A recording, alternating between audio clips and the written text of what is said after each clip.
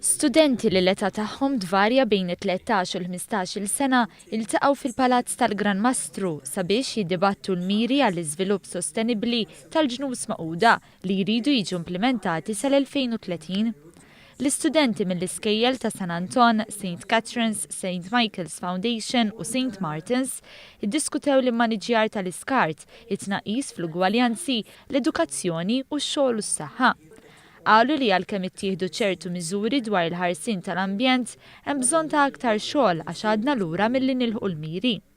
Tkellmu wkoll dwar id-differenza fil-pagi bejn l-irġiel u n-nisa u l-ħtieġa l-akkomodazzjoni aktar affordabbli.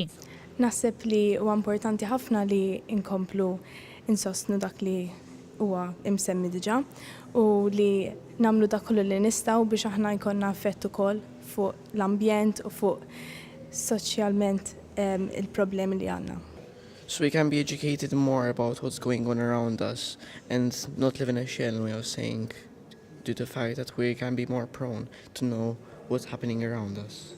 L-istudenti esprimew sodisfazzjon għal fatt li setgħu jgħidu tagħhom dwar dawn il-miri. My opinion is that they will lead us to lead a better lifestyle for the Maltese, as right now in this situation we are not really taking care of the environment, and I think because of this meeting we can really say what we can do to improve the problems we face today.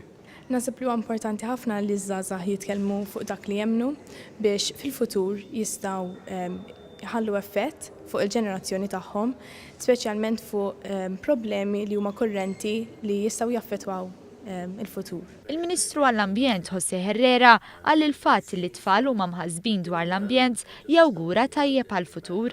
Qal li l-maniġjar tal-iskart hi waħda mill-akbar sfidi għal pajjiżna. Irrimarka li l-kampanji edukattivi mhux biżżejjed u għalhekk se jeħraxu l-multi għal dawk li jinqabdu jarmu illegalment.